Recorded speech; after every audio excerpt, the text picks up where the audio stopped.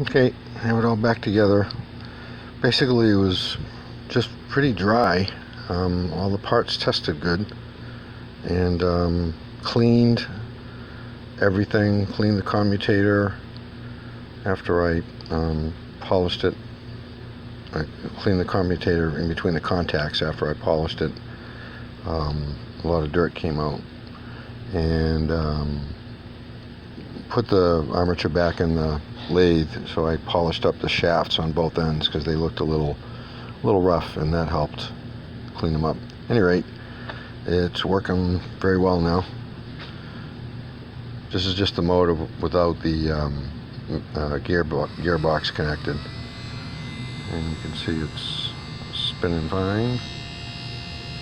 It's one direction, here's the other direction.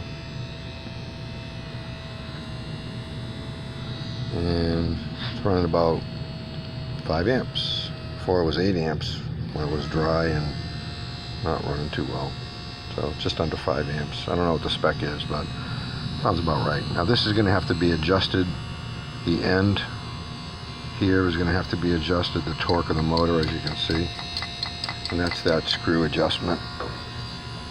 Here there's a lock nut, and also there's a little plastic, I don't know if you can see it, but there's a little plastic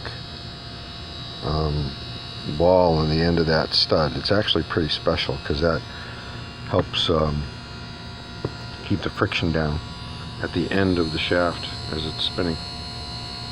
Anyway, I'm going to put the motor mechanism back together and give it another test and see what we get.